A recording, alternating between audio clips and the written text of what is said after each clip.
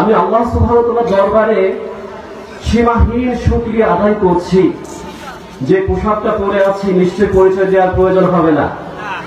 আমি একজন পুলিশ সদস্য, আর পুলিশ সদস্যের প্রতি পুলিশের প্রতি আপনাদের ভালোবাসা নিশ্চয় অনেক বেশি, ইনশাআল্লাহ। নিশ্চয়ই ব্যক্তি যদি ভালো হয় তাহলে সবাই তাকে ভালোবাসে, তাই তো?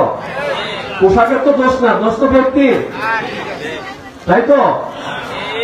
যে আল্লাহকে ভয় করে, যার মনে আল্লাহর ভয় রয়েছে, সেটি কখনোই হারাম পথে চলতে পারে? এটা তো সহজ কথা। আমাদের পরিচয় কি? আমরা মুসলিম। আমরা আমাদের জীবনের সবথেকে বড় সৌভাগ্য হচ্ছে আমরা মুসলিম এবং আমরা রাসূল সাল্লাল্লাহু আলাইহি ওয়াসাল্লামের একজন উম্মত। সবাই তো মুসলিম, তাই তো? নামাজ ছাড়া কি মুসলিম হওয়া যায়? নামাজ কি সকলে আদায় করেন? এখানে তো অনেক মানুষ আলহামদুলিল্লাহ এই জলসায়, দিনের জলসায় দিনের কথা শুনতে আসছেন।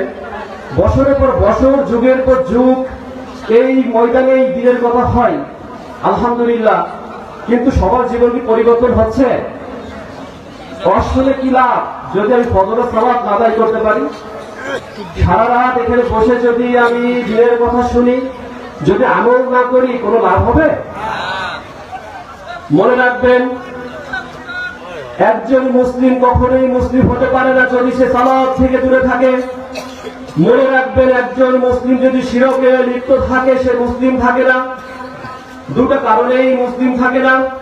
এক হচ্ছে যদি কেউ শিরক করে, শিরক তো বোঝেন নাকি?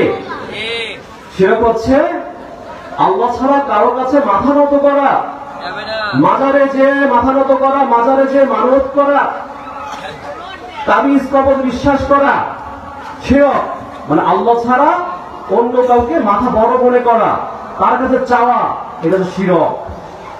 আল্লাহ সুবহানাহু ওয়া তাআলা বলেছেন যে আমি বান্দা তোমাদের সকল কিছুই ক্ষমা করে দিব, শুধু শিরক ক্ষমা করব না। শিরক করলে নিশ্চিত জাহান্নাম, মনে রাখো। মুসলিম ভাইরা আমার, পর্দার আড়ালে মা বোনেরা আমার, পৃথিবী জীবনে আল্লাহ সুবহানাহু ওয়া তাআলা পাঠিয়েছেন শুধুমাত্রই তার ইবাদত করার জন্য। উদ্দেশ্য কি একটাই তো, তাই তো?